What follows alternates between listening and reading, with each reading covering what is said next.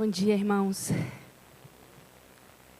Mais uma vez é uma alegria tremenda estar neste lugar.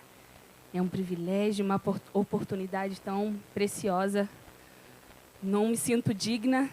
Até falei com o Dudu. É como se eu não tivesse orado o suficiente, como se eu não tivesse estudado o sermão o suficiente, mas graças a Deus que não depende de mim. É o Espírito Santo quem está conduzindo, amém? E louvo a Deus pela vida de vocês, por esse ambiente nessa manhã que Deus está nos proporcionando de sentirmos a sua presença. Isso é realmente glorioso. Eu até brinquei com o Vitinho que eu vou pedir música no Fantástico, porque eu estava na escala do estudo de Atos na sexta, estou na escala do café e agora eu vou pregar. Então, glória a Deus que o Senhor chama os ocupados, né? Mas o bolo eu comprei. Amém. Vamos, então, finalizar a nossa série de João, das cartas de João. Vamos hoje, então, ler, tentar expor, explicar aquilo que João escreveu na sua terceira carta. Amém? E, no final, vamos trazer uma aplicação escatológica. Que o Senhor tenha misericórdia da minha vida, amém?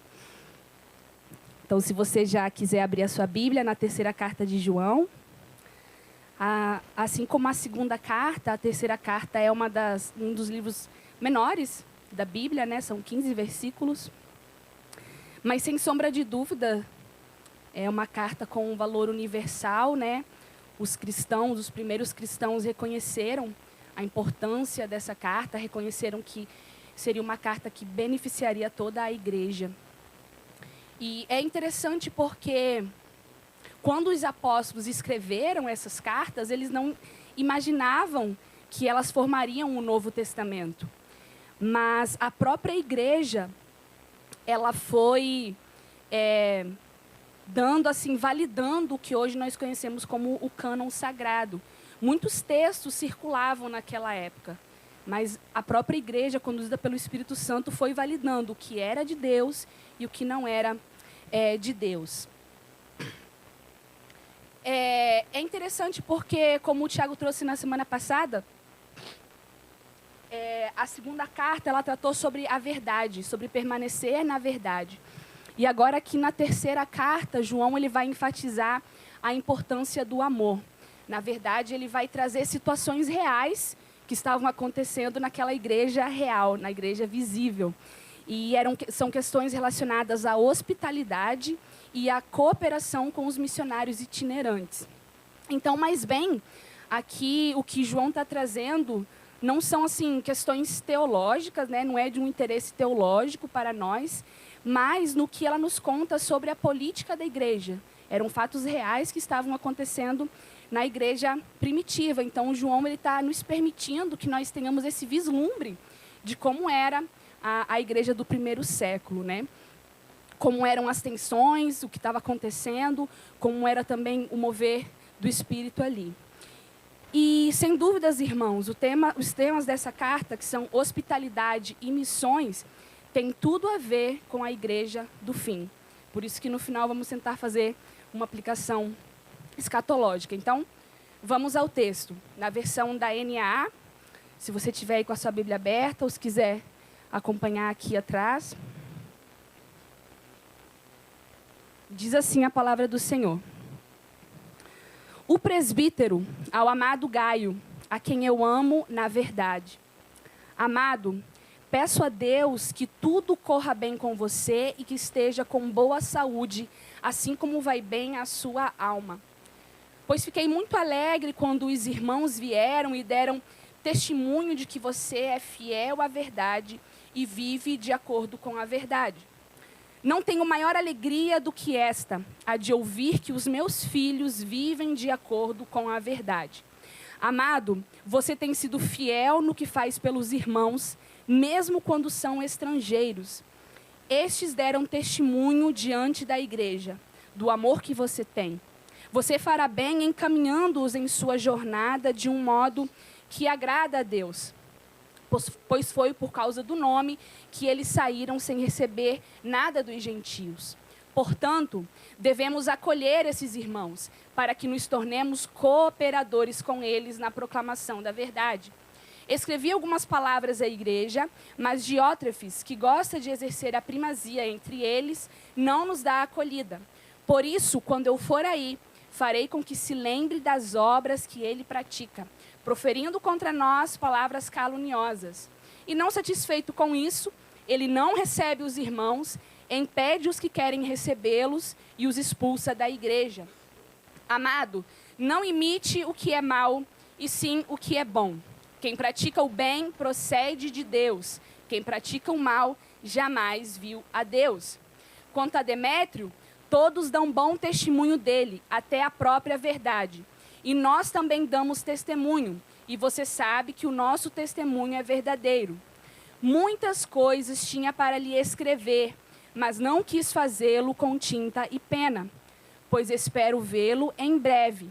Então conversaremos pessoalmente. A paz esteja com você. Os amigos mandam saudações, dê saudações aos amigos, um por um. Nós podemos, assim, dividir esse texto em 4 tópicos, basicamente. O primeiro tópico é a mensagem a Gaio, que vai do versículo 1 ao versículo 8. O segundo tópico, a mensagem concernente a Diótrefes, que é do verso 9 e verso 10. O terceiro, a mensagem concernente a Demétrio, nos versos 11 e 12. E a conclusão e a saudação que o apóstolo João faz da carta. Então, vamos ao primeiro tópico, a mensagem a Gaio, né? João, então, ele começa a carta elogiando a fidelidade desse irmão chamado Gaio, ou seja, o que ele praticava, a sua verdade, a prática dele, do amor que ele tinha, que estava sendo demonstrado aos missionários itinerantes que ele estava recebendo.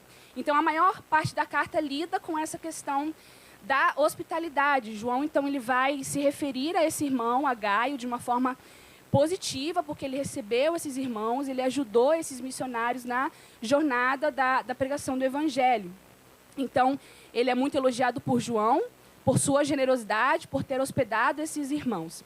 O verso 1 diz assim: o presbítero, ao amado Gaio, a quem eu amo, na verdade.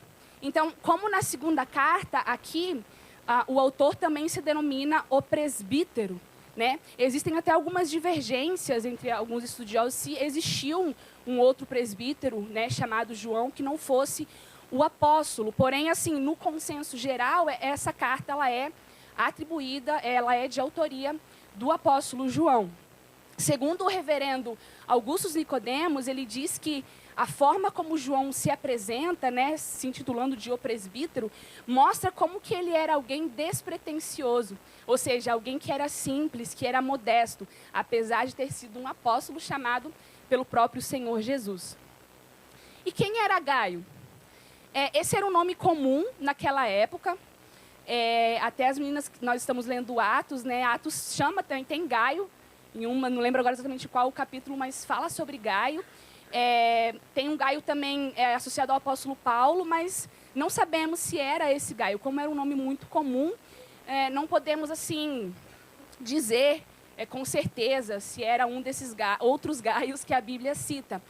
Porém, o que sim nós podemos afirmar, de acordo com o contexto da carta, é que ele ocupava uma posição de liderança na igreja, ou, no mínimo, de responsabilidade no meio da igreja.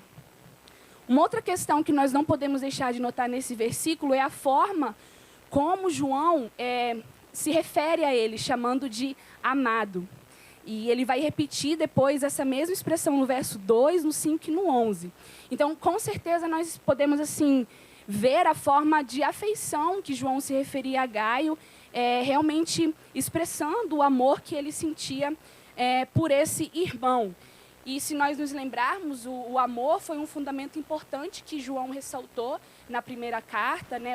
O amor ao próximo. Então, certamente, ele está novamente aqui mostrando para nós a importância do amor ao próximo. O verso 2 vai dizer: amado, peço a Deus que tudo corra bem com você e que esteja com boa saúde, assim como vai bem a sua alma. Era comum, então, naquela época, que as cartas elas começassem com uma breve oração.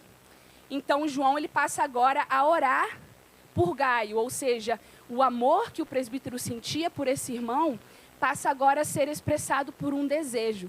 Oro em favor do seu bem-estar. Então, João ora para que ele tenha saúde, para que os seus negócios prosperem, da mesma forma que prospera a sua alma. John Stott, comentando esse versículo, ele afirma: podemos então pensar que aqui há uma autorização para desejarmos o bem-estar físico como o bem-estar espiritual dos nossos amigos cristãos. Sim, né? Deus quer que nós prosperamos, não é errado orarmos por bênçãos materiais ou por bênçãos espirituais. Porém, o que nós não podemos pensar ou ir para o lado da teologia da prosperidade. E muitos veem nesse versículo um apoio a essa visão de que Deus deseja que todos os crentes prosperem abundantemente, fisicamente, financeiramente. Contudo, não há nos escritos joaninos que indique que João era a favor da teologia da prosperidade. Inclusive, em toda a Bíblia, irmãos, se nós cuidadosamente analisarmos, nós não vamos encontrar nada que argumente em favor dessa teologia. E apenas para argumentar em favor dessa verdade, que o Evangelho não é a favor da teologia da prosperidade, para citar o que Paulo escreveu alertando sobre a raiz de todos os males, que é o amor ao dinheiro, em 1 Timóteo 6,10. Porque o amor ao dinheiro é a raiz de todos os males. E alguns, nessa cobiça, se desviaram da fé e atormentaram a si mesmos com muitas dores. O dinheiro não pode ser um ídolo, como foi cantado aqui nessa manhã, que o Senhor possa queimar todos os outros amores. E além do mais, nós somos chamados a juntar tesouros nos céus, como o próprio Senhor Jesus declarou em Mateus 6,19, que diz: não acumulem para vocês tesouros na terra, onde a traça e a ferrugem destroem, e onde os ladrões arrombam e furtam, mas acumulem para vocês tesouros nos céus, onde a traça e a ferrugem não destroem, e onde os ladrões não arrombam nem furtam. Pois onde estiver o seu tesouro, aí também estará o seu coração. E se nós puxarmos um pouquinho na nossa memória, na série de Efésios, quando a Nath falou sobre trabalho, porque muitas das vezes nós somos motivados a trabalhar para prosperar, para ter, para comprar, para adquirir bens. Eu queria citar uma frase que a Nath trouxe para nós naquela pregação, que dizia: o mundo trabalha para satisfazer os seus próprios desejos. Nós, porém, trabalhamos para o reino, para sermos generosos, para repartir com o próximo, para que em nosso meio não haja necessidade alguma. E para citar a poesia de Marco Teles, eu sei que tem muitos irmãos aqui que estão apreciando o dom que o Senhor deu para o irmão, diz assim, ele disse: o céu narrado por João em Apocalipse tem ruas de ouro. Não significa que seja um céu de riqueza e glamour para nós. No céu tem plenitude. Andaremos em ruas de ouro, e o que o Evangelho quer nos ensinar é que aquilo que matamos e morremos aqui na terra, nessa presente era, no céu vira chão. Amém. Vou tomar uma aguinha.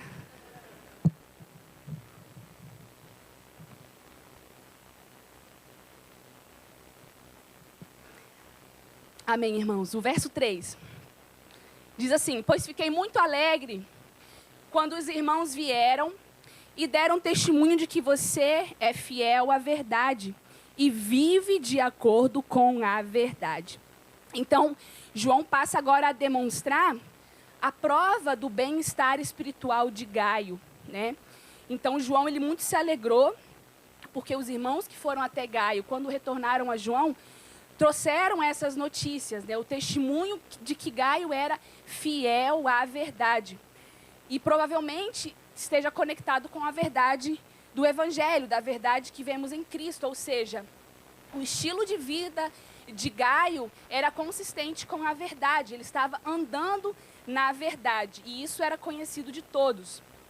O verso 4 diz: não tenho maior alegria do que esta, a de ouvir que os meus filhos vivem de acordo com a verdade.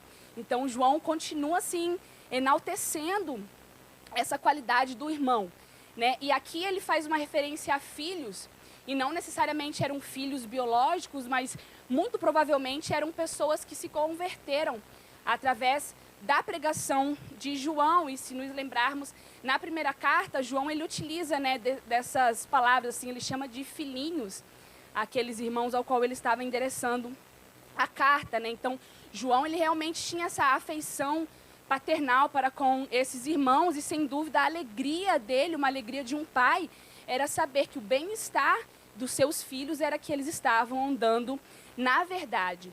E essa palavra é usada mais 6 vezes durante essa carta, né? Então, um verdadeiro cristão, e é algo que eu creio que estamos construindo e buscando isso, é alguém íntegro, é alguém cujas palavras estão alinhadas com a verdade. Não há uma divisão, não há uma diferença daquilo que falamos com aquilo que nós praticamos, né? Então, viver de acordo com a verdade é quando existe uma exata correspondência entre aquilo que nós acreditamos com a nossa conduta. E é exatamente isso que João está enaltecendo na vida de Gaio. O próprio Senhor Jesus, ele afirmou: eu sou o caminho, a verdade e a vida. Ele é a verdade. O apóstolo João registrou isso lá no seu evangelho, no capítulo 14, no verso 6. E se nos lembrarmos na pregação que o Léo trouxe nessa série de João, sobre o engano, nos últimos dias o engano vai aumentar. Conforme se aproxima o dia do retorno glorioso do Senhor, o engano vai aumentar. Portanto, conhecer a verdade é o que nos fará não sermos enganados. Apocalipse 1:5, João vai dizer que Jesus é a fiel testemunha. Irmãos, tudo que é verdadeiro e tudo que é digno de confiança provém do Senhor Jesus. Então, conhecer aquele que é a verdade nos faz andar na verdade. E no verso 5, João continua: amado, você tem sido fiel no que faz pelos irmãos, mesmo quando são estrangeiros. Então, nesse versículo começa o que é o tópico específico dessa carta, que é a hospitalidade.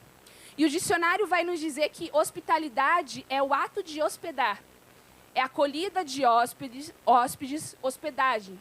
Ou também é a qualidade de quem é hospitaleiro, de quem faz uma boa acolhida. Ou como eu expliquei para minha filha, a hospitalidade é receber as pessoas na nossa casa. Então, a hospitalidade, irmãos, ela se revela um caminho na construção da identidade cristã, nesse ambiente de comunidade que nós estamos construindo. Além de tudo, é um testemunho para os de fora e vai criar um ambiente caloroso para os de dentro. Então, criar laços de intimidade, com certeza, vai aumentar em nosso meio, conforme nós visitarmos uns aos outros, conforme nós recebermos uns aos outros nas nossas casas, né? Não existe, pelo menos eu gosto muito de ficar no aconchego do meu lar. E é muito bom receber os irmãos no aconchego do meu lar. João, então, ele vai se referir novamente a Gaio, chamando ele de amado, né? Só que agora ele passa a falar não mais sobre a verdade, sobre o fato desse irmão estar andando na verdade do evangelho, mas sobre o seu amor. Esse ato prático que Gaio realizou para com aqueles irmãos, de receber aqueles irmãos, fossem estrangeiros ou não, demonstrava que o seu amor era coerente na verdade que ele cria. E o teólogo Leon Morris, ao comentar esse versículo, ele afirma: essa passagem nos mostra um vislumbre de um costume da igreja primitiva, segundo o qual um cristão, viajando em nome do evangelho, buscava a hospitalidade de cristãos locais na comunidade que estava visitando. E a história da igreja nos conta que a difusão do evangelho, o evangelho começou a ser levado a todas as partes pelas pessoas simples, por pessoas comuns. Eram os comerciantes, eram pequenos artesãos, padeiros, lavadeiras, que tinham liberdade de circular pelo Império Romano e que levavam consigo o testemunho da salvação em Cristo. Então, certamente, poucos desses pregadores teriam condições financeiras de estarem em hospedarias, né, nos hotéis da época. Então, deve ter significado muito o fato de que, para a difusão do evangelho, os pregadores eles pudessem obter hospedagem rápida nas viagens em nome do evangelho. Então, João aqui está elogiando Gaio, porque suas ações estão em harmonia com a sua fé cristã. Isso, sem dúvida, nos traz um pouquinho do vislumbre do que era a igreja primitiva em ação. O comportamento de Gaio é tão louvável, né? Essa atitude foi tão louvável e tão assim reconhecida por João, e certamente podemos comparar com a atitude que o próprio Senhor Jesus teve. Como o apóstolo Paulo registrou em Filipenses 2,7, ele se esvaziou, assumindo a forma de servo, tornando-se semelhante aos seres humanos. E que melhor maneira de servir ao próximo que sendo hospitaleiro. O verso 6 vai dizer: estes deram testemunho diante da igreja do amor que você tem. Você fará bem encaminhando-os em sua jornada de um modo que agrada a Deus. Então, os que receberam essa hospitalidade de Gaio deram testemunho dessa atitude desse irmão perante a igreja. As obras de Gaio, então, tornaram-se amplamente conhecidas. E João, então, ele passa agora a falar não mais do passado, ou seja, daquilo que Gaio praticou, mas sobre o futuro, daquilo que ele fará. E ele diz: você fará bem encaminhando-os em sua jornada de um modo que agrada a Deus. Então, a hospitalidade, ela incluía alguma provisão, né, para a continuação da jornada, para que os irmãos conseguissem chegar até o próximo local de hospedagem. E o Didaquê, que é uma espécie de manual da igreja primitiva, uma espécie de catecismo cristão, obviamente não está na Bíblia, mas tem um grande valor histórico e até mesmo teológico, ele orientava exatamente isso, que um pregador que recebesse, ele deveria receber alimento para que tivesse o suficiente até chegar ao próximo local de hospedagem. E é interessante porque nesse manual dizia que, ou acrescentava que se esse missionário pedisse dinheiro, era um falso profeta. Esse é o tipo de prática que está em vista aqui pelo apóstolo João. E ele continua: de um modo que agrada a Deus. Então, olha o alto padrão que o apóstolo João colocava, de um modo digno de Deus. São padrões muito elevados, né? É Deus quem é o padrão. E João, no seu evangelho, no capítulo 13, no verso 20, ele escreveu: em verdade, registrando, na verdade, as palavras do próprio Jesus: em verdade lhes digo, quem recebe aquele que eu enviar, recebe a mim. E quem recebe a mim, recebe aquele que me enviou. E John Stott, comentando esse versículo, ele acrescenta: os servos de Deus o representam. Devemos tratá-los como trataríamos o Senhor. E o verso 7 vai dizer: pois foi por causa do nome que eles saíram sem receber nada dos gentios. Aqui, claramente, nome, então, é uma referência ao nome que está acima de todos os nomes. O apóstolo Paulo registrou em Filipenses 2,9. Por isso também Deus o exaltou sobremaneira e lhe deu o nome que está acima de todo nome. Então, para os judeus, nome significava Jeová. Agora, para o cristão, seja ele judeu ou gentil, o nome significa aquele que é querido e glorioso, está acima de todos os outros. E o versículo continua dizendo: sem receber nada dos gentios. Essa afirmação de João, nós podemos perceber mais ainda como foi importante a atitude de Gaio, porque isso com certeza poderia ter comprometido a mensagem desses missionários. E aqui João, ele não está querendo dizer que nós não devemos receber ajuda de um incrédulo favorável, né? Ou que o cristão nunca deva receber ajuda de um incrédulo, porque até o próprio Jesus, ele sentou para comer com aqueles que não criam nele. Contudo, o que João quer enfatizar com isso é que a obra cristã, ela precisa ser financiada pelo seu povo, por nós.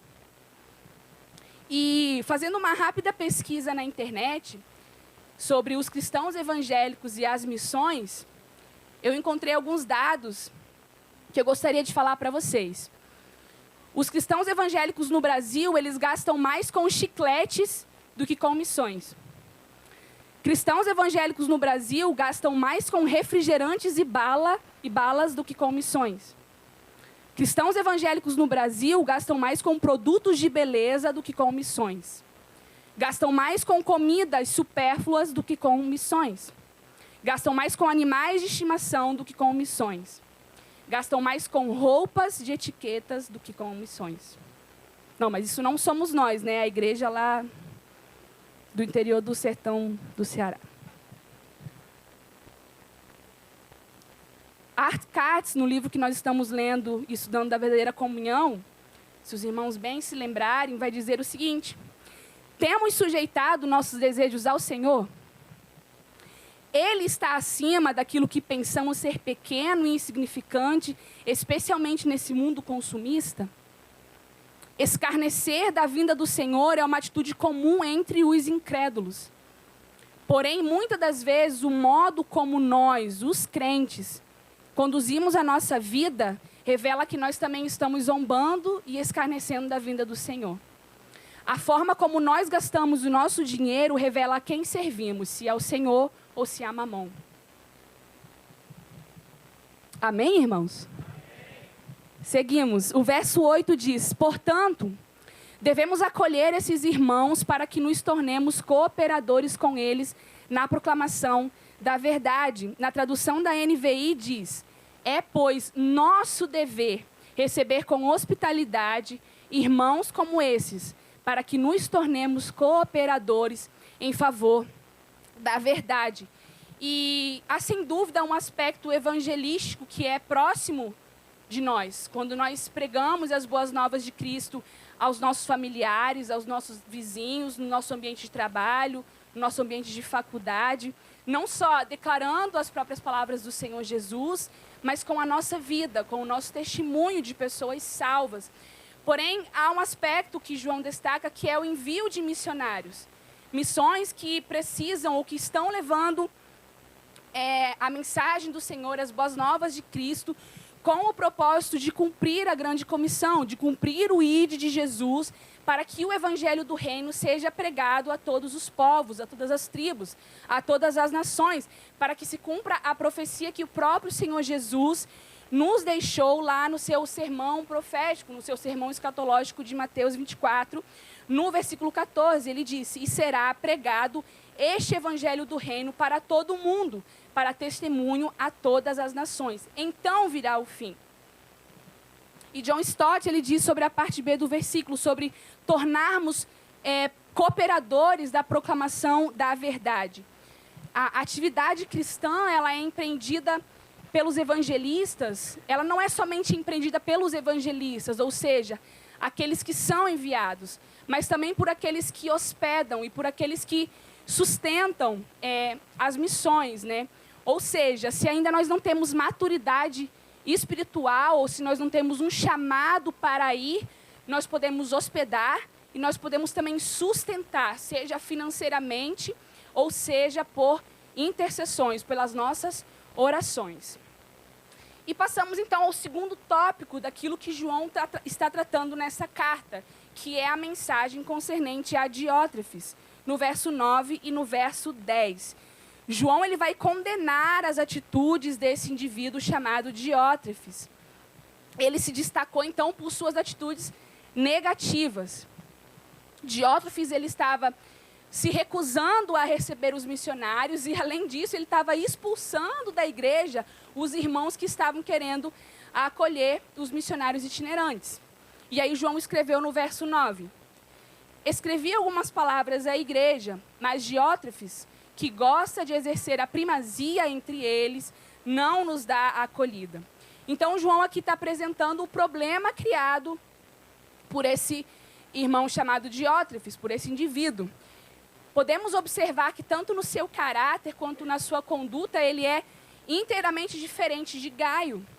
Enquanto Gaio é retratado como alguém que anda na verdade, que ama os irmãos, que hospeda os estrangeiros, Diótrefes é visto aqui como alguém que ama a si mesmo, que ama a si próprio mais do que aos outros. Ele se recusou a acolher esses evangelistas, esses missionários que estavam em viagem, e ainda estava impedindo que outros o fizessem. Contudo, irmãos, Gaio e Diótrefes provavelmente eram membros de uma mesma igreja. Essa é a igreja real, essa é a igreja visível. E João, ele diz, escrevi algumas palavras à igreja. Parece que João havia escrito uma outra carta. Não há consenso se pode ser a primeira ou a segunda carta de João, ou mesmo uma outra carta que o próprio Diótrefes destruiu, impedindo que a mensagem chegasse a Gaio e aos outros irmãos. E João ainda vai dizer, ele gosta de exercer a primazia. Ou seja, ele quer ter a preeminência em tudo, um lugar que é somente de Cristo. Como o apóstolo Paulo registrou em Colossenses 1,18. Ele é a cabeça do corpo, que é a igreja. Ele é o princípio, o primogênito dentre os mortos, para ter a primazia, a supremacia, a preeminência em todas as coisas. E John Stott, ele é muito enfático ao dizer que, muito provavelmente, a divergência que João tinha com Diótrefes não era teológica. Ou seja, Diótrefes não era um dos falsos mestres que nós vimos na primeira carta. Ele não estava difundindo heresia sobre a encarnação de Cristo, né? Porque se a verdade do evangelho estivesse em jogo aqui, certamente João ele ia ser muito enfático e iria combater, como ele fez na primeira e na segunda carta. Então, parece que a causa do aborrecimento do João em relação a Diótrefes era a ambição pessoal que esse irmão tinha. Uma pessoa como Diótrefes, ela é culpada de usurpar uma posição na igreja que pertence somente a Cristo. Irmãos, a tentação de usar um papel na assembleia cristã como meio de autogratificação continua a ser uma tentação real, a qual todos os servos de Deus precisam resistir. Então, Diótrefes ele foi condenado, não porque ele violou o ensino sólido sobre a natureza de Jesus Cristo, sobre a encarnação de Jesus Cristo, mas porque a sua vida era uma contradição com a verdade do Evangelho. E tão comum quanto Gaio era um nome naquela época, Diótrefes, ao contrário, era um nome pouco comum. E até significa criado por Zeus, ou bebê de Zeus. Era um nome raro naquela época, mas era um nome ligado a famílias nobres da aristocracia grega da época. Então, alguns estudiosos acreditam que Diótrefes ele estava muito preocupado no seu prestígio social. Então, a questão aqui não era o que estavam pensando sobre Jesus, né? Era o que estavam pensando sobre ele. Ele queria continuar mantendo o seu prestígio social. Amém, irmãos? Somos chamados a ter uma vida santa, justa e piedosa que aponte para Cristo. Então, não importa o que vão pensar de mim, o que importa é o que vão pensar de Cristo através das minhas atitudes. Parece que não era isso que estava na mente do Diótrefes. E o verso 10 vai dizer, por isso, quando eu for aí, farei com que se lembre das obras que ele pratica, proferindo contra nós palavras caluniosas. E não satisfeito com isso, ele não recebe os irmãos, impede os que querem recebê-los e os expulsa da igreja.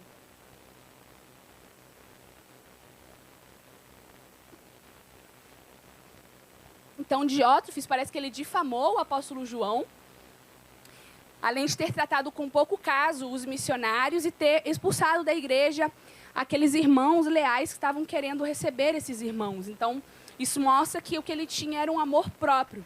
Ele queria ter a preeminência em tudo. E a vaidade pessoal, ela ainda é uma raiz na maioria das dissensões de toda a igreja local de hoje em dia. Isso é muito sério. São pessoas que colocam os seus interesses na frente dos interesses de Cristo. Que o Senhor nos livre de atitudes como essa. O tópico 3, então, é a mensagem concernente a Demétrio, no verso 11 e o verso 12. Então, agora, João passa a recomendar um irmão chamado Demétrio, né? João elogia e o recomenda para Gaio.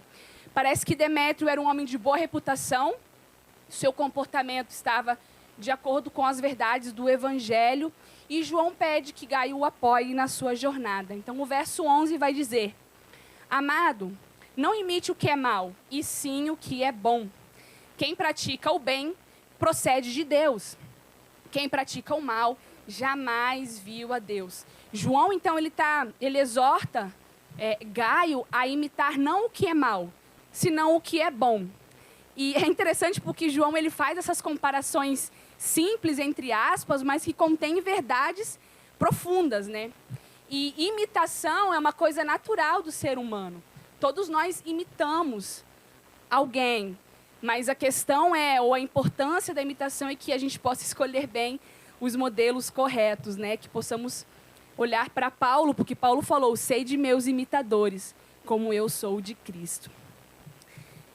E a nossa conduta, ela é prova da nossa condição espiritual, ou seja, o estilo de vida que nós exibimos, ele vai ser o reflexo direto de quanto nós vimos a Deus. Se nós víssemos a Deus perfeitamente, irmãos, nós nunca pecaríamos. Mas glória a Deus, porque isso é uma promessa futura. Quando veremos ao Senhor face a face, glória a Deus por isso. O pecado já não mais existirá nas nossas vidas. Então, muitas das vezes, o pecado que nós cometemos é resultado de uma visão errada de Deus. As Escrituras, elas nos encorajam a que nós olhemos para o Senhor, para que nós tenhamos os nossos olhos fixos nele. Pois o dia que o veremos perfeitamente, será o dia que nós seremos semelhantes a Ele. Enquanto esse dia glorioso não chega, eu creio que todos nós estamos nessa jornada de cada dia nos parecermos com Cristo. E no verso 12 diz, quanto a Demétrio, todos dão bom testemunho dele, até a própria verdade. E nós também damos testemunho, e você sabe que o nosso testemunho é verdadeiro. Então, talvez quando João fala para Gaio, olha, não imite o que é mal, ele tinha Diótrefes em mente. E provavelmente João pensava que esse irmão nunca havia visto a Deus por causa das suas atitudes. Mas agora, ao recomendar a Gaio, ou mencionar a prática do bem, João ele se recorda de Demétrio. E alguns estudiosos até fazem uma conjectura de que Demétrio era um dos missionários itinerantes que foi portador dessa carta até Gaio e que recebeu ajuda desse irmão. João, então, ele exorta novamente Gaio a mostrar a hospitalidade, né? Então, era uma oportunidade de Gaio de demonstrar esse amor prático e reprovar a falta de amor de Diótrefes.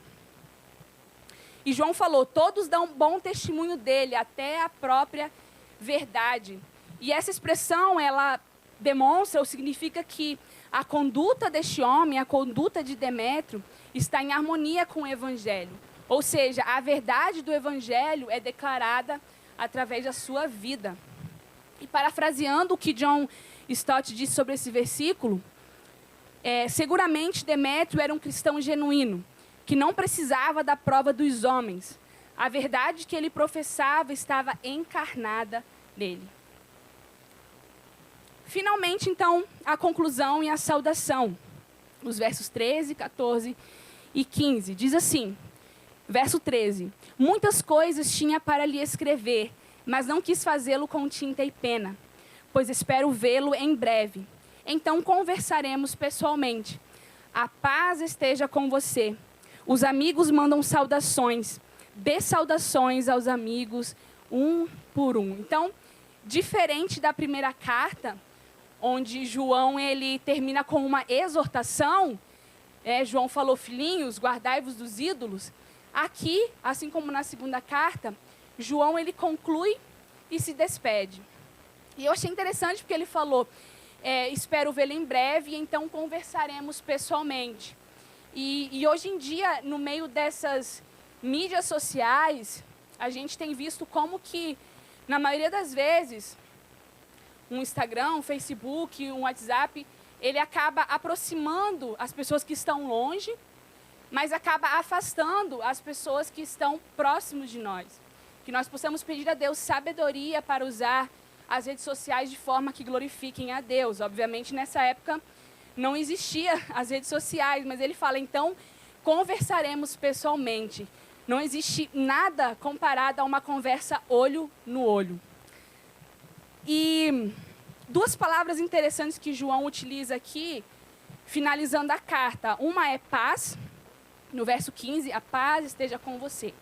E paz é uma saudação hebraica. E, obviamente, ela recebeu uma nova roupagem, ela foi revestida de um novo significado pelo Senhor Jesus, porque o próprio João, no seu evangelho, no capítulo 20, ele registrou que todas as vezes que Jesus, depois de ter ressuscitado, quando ele aparecia para os discípulos, ele declarava isso, que a paz esteja com vocês. E nessa situação, particularmente é muito apropriado, porque parece que Diótrefes estava, então, incitando a discórdia entre os irmãos. Então, aqui, João, quando está falando sobre paz, ele está orando, né, para que a paz de Deus envolva aqueles irmãos. Ele está invocando a bênção de Deus através dessa saudação. E a segunda palavra é amigo. Amigo não era uma palavra comum para descrever os cristãos, pelo contrário, era uma palavra incomum. E é evidente aqui que João ele deseja chamar a atenção para essa qualidade básica da amizade que deve existir entre os cristãos. Mesmo num nível muito básico de amizade, os cristãos devem mostrar hospitalidade, devem apoiar uns aos outros, né? Essas são expressões específicas, então, de amor que João exorta nessa carta. E eu fiquei me questionando, se João estivesse escrevendo essa carta hoje para a nossa comunidade, quem nós seríamos? Será que a nossa atitude seria comparada com a atitude de Gaio ou com a atitude de Diótrefes?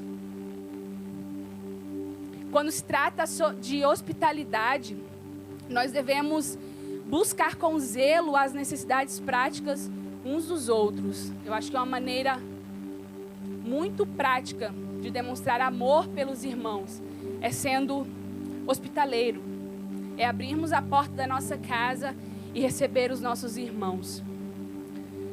E para finalizar, irmãos, eu gostaria de trazer aquilo que, na verdade, o Espírito me conduziu, porque quando eu comecei a ler essa carta e estudar, não parecia ter muito sentido, né? Falar sobre Gaio, Diótrefes, Demétrio. Mas a verdade é que os temas que o apóstolo Paulo está tratando, hospitalidade, missões, tem tudo a ver com a igreja do fim. Não sei se vocês vão se lembrar, mas numa ocasião nós estávamos na casa do Maurício e da Natália, na nossa confraternização, e o Léo trouxe uma palavra sobre hospitalidade. E aí quando eu comecei a ler a carta e me veio isso em mente, aí eu mandei mensagem para o Léo, e ele gentilmente me cedeu os textos que ele usou naquela ocasião. E eu gostaria de trazer para os irmãos algumas reflexões sobre hospitalidade, sobre missões e sobre o fim dos tempos. Os textos em questão são de uma irmã chamada Devon Phillips.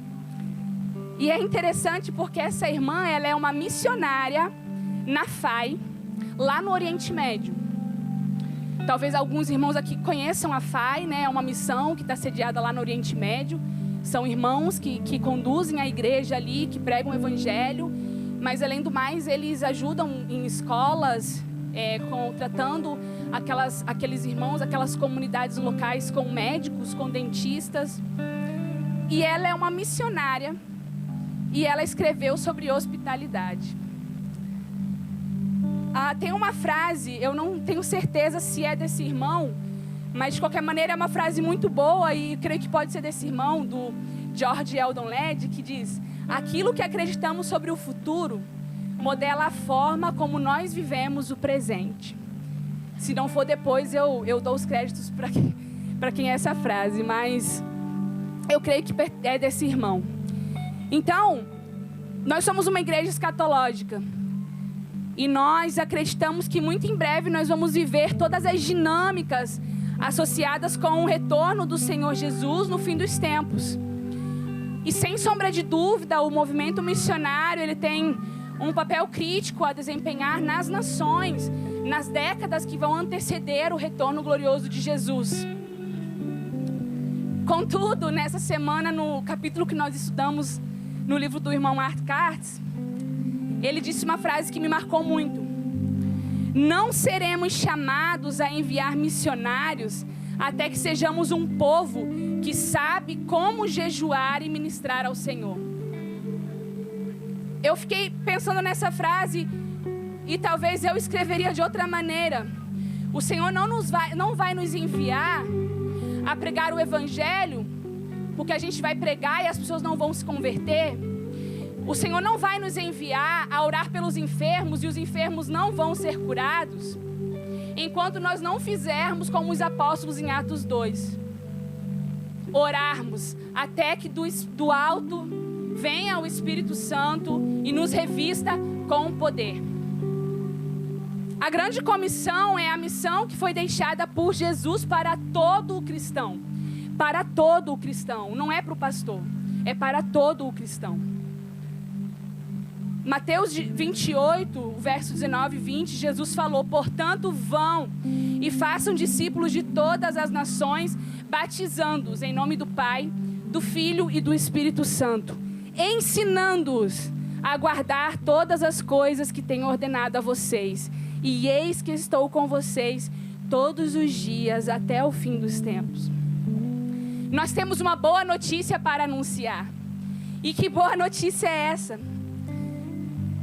Que boa notícia é essa? A palavra evangelho, ela não foi inventada por Jesus.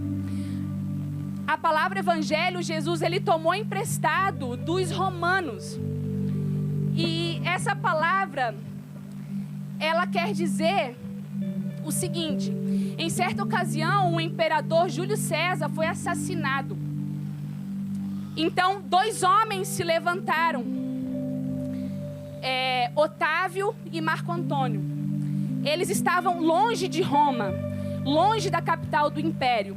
Então, eles ali reuniram os seus exércitos e começaram a lutar um contra o outro numa guerra civil que durou mais de 2 anos.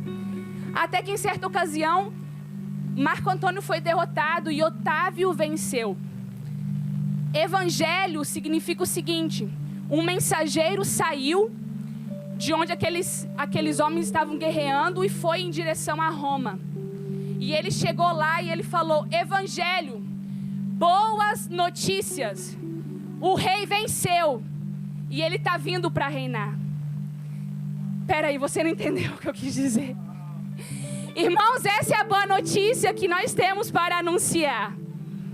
O rei venceu na cruz do Calvário e ele está vindo para reinar. É isso que o evangelho quer dizer. É essa boa notícia de algo que aconteceu, mas também vai acontecer. E nós estamos exatamente nesse período entre o anúncio de que o rei venceu e que ele virá para reinar. Essa é a mensagem que nós carregamos. Que o nosso estilo de vida fale Maranata. Ele virá. Charles Spurgeon disse o seguinte: todo cristão ou é um missionário ou é um impostor. Eu não sei vocês, irmãos, mas eu não quero ser uma impostora. Eu quero ser uma missionária e anunciar as boas novas do Senhor. O evangelismo, ele é apenas um dos aspectos da grande comissão. Assim como é o envio, ensinar e discipular, que é o que essa igreja, a liderança dessa igreja tem gastado a sua vida conosco, comigo e contigo, discipulando e ensinando. Isso também é a grande comissão. Formar pessoas com um estilo de vida que aponta para a volta de Jesus também é cumprir a grande comissão. O Pai enviou o Filho. O Filho enviou os seus discípulos. O Espírito enviou a Paulo e Barnabé, como nós vimos no capítulo sobre a igreja de Antioquia. E o Espírito Santo, ele continua enviando pessoas até hoje. E essas pessoas somos eu e você. A hospitalidade, ela também tem um aspecto escatológico, assim como a missão. Porque por mais modesta que ela possa parecer, ela está cercada de sinais e maravilhas que nos apontam para esse reino vindouro do Senhor. O próprio ato de hospitalidade, ele pode ser visto como um sinal profético. apontando para essa realidade futura para a qual toda a história da salvação se inclina. E se nós cuidadosamente lermos a palavra de Deus, lermos a Bíblia com o tema hospitalidade em mente, nós vamos ver que a hospitalidade, ela permeia toda a Bíblia. Deus, ele incorporou esse conceito de hospitalidade na estrutura do universo. Ele amarrou esse conceito nas alianças de Israel e escreveu na própria Constituição Nacional do seu povo. Em um ato hospitaleiro, Abraão, ele recebeu uma promessa milagrosa de um filho. Em um ato de hospitalidade, Ló foi poupado da ira de Deus, da destruição de Sodoma e Gomorra. Elias, ele ressuscitou o filho de uma viúva enquanto ele estava hospedado na sua casa. Eliseu ressuscitou o filho da sunamita enquanto ele descansava no próprio quarto da sunamita. Jesus tinha a reputação de ser glutão e beberrão, porque muitas vezes ele comia e bebia com pecadores. E até mesmo na história da ressurreição do Senhor, ela é cercada pela partilha do pão na última ceia e também no jantar de Jesus com os discípulos no caminho de Emaús. O tempo seria insuficiente para relatar aqui todas as vezes que os anjos cozinharam panquecas, de que os corvos trouxeram sanduíches, ou de que houve piquenique na praia com um peixe fresco grelhado. A generosidade de Deus é verdadeiramente infinita e não há florestas no mundo suficiente para produzir papel para documentar. De Gênesis a Apocalipse, o Senhor, ele está ecoando uma única coisa: eu quero habitar com vocês. O pastor Harold Walker, ele diz que se a Bíblia fosse uma música, o refrão seria: e eu serei o seu Deus e vocês serão o meu povo. E para finalizar, irmãos, já finalizando, a partir do 4º dia da criação, nós temos uma dica de que a criação de tudo que o nosso Deus Criador fez não foi apenas um empreendimento artístico, mas ele queria demonstrar o propósito hospitaleiro de toda a criação. Gênesis 1, 14 e 15 diz: e Deus disse que haja luzeiros no firmamento dos céus para fazerem separação entre o dia e a noite, e sejam eles para sinais, para estações, para dias e anos, e sirvam de luzeiros no firmamento dos céus para iluminar a terra. E assim aconteceu. E a palavra que usada no hebraico é moedim, que foi traduzida no português para estações. E nós sabemos realmente que o sol, a lua, são marcadores de calendário para os dias, para os anos e etc. Porém, essa palavra moedim, ela é usada mais especificamente quando se trata de horários de encontro entre Deus e o seu povo.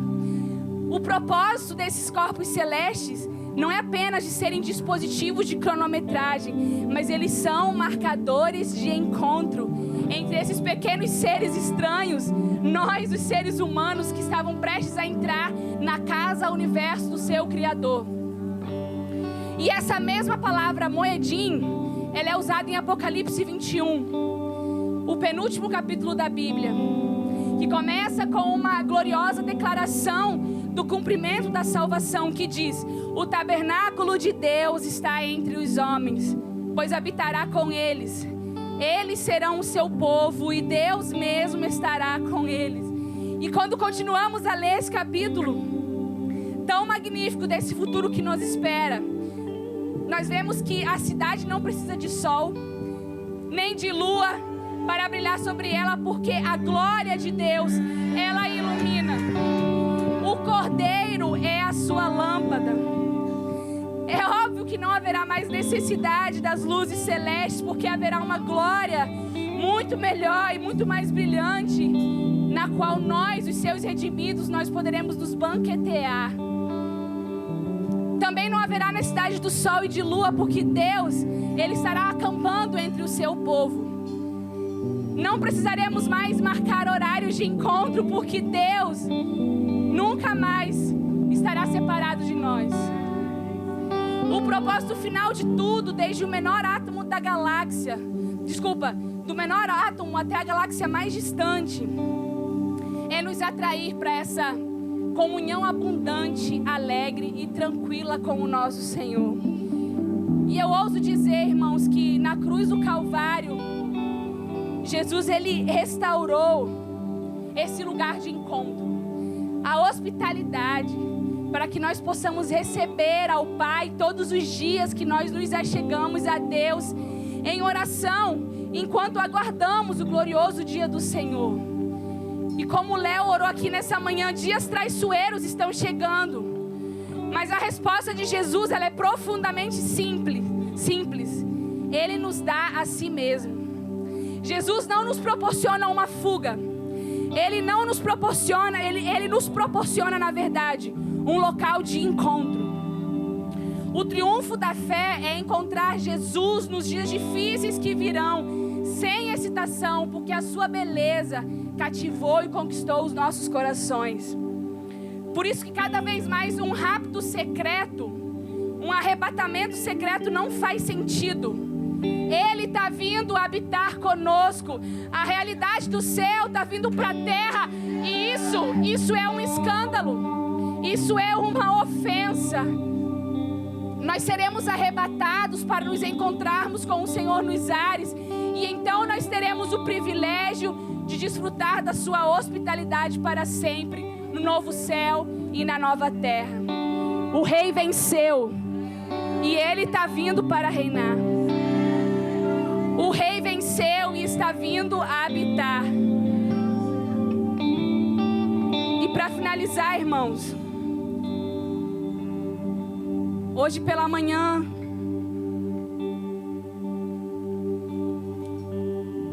eu fiquei lembrando que segunda-feira foi feriado e aí o Lucas mandou mensagem pro Vitinho falando: mano, vai ser na sua casa ou na minha? E a gente fez um almoço e recebeu os irmãos lá em casa. E foi um tempo maravilhoso. Depois chegou a Bela e o novinho. E o que eu quero dizer com isso? A casa estava um pouco bagunçada. Mas rapidamente, quando o Vitinho falou que eles iam lá para casa, a gente começou a arrumar tudo. O Vitinho lavou a louça, eu passei um pano na casa. E a Tamara chegou e falou: nossa, que cheirinho bom. Eu falei: acabei de passar pano. Quando nós estamos para receber a visita de alguém, nós arrumamos a casa. Irmãos, nós precisamos arrumar a nossa casa. O Senhor está vindo para habitar. Ele não vai habitar numa casa bagunçada.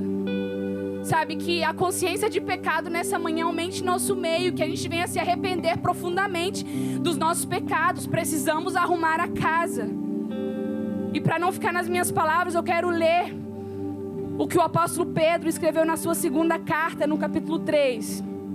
O verso 9 diz o seguinte: o Senhor não demora em cumprir a sua promessa, como julgam alguns. Ao contrário, Ele é paciente com vocês, não querendo que ninguém pereça, mas que todos cheguem ao arrependimento. O Senhor não está se demorando. Isso é amor. É essa benignidade, longanimidade do Senhor em esperar que a gente arrume a casa. Que a gente não possa mais perder tempo. Vamos arrumar a nossa casa, porque o Senhor está vindo habitar conosco. Que o Senhor nos abençoe nessa manhã, irmão.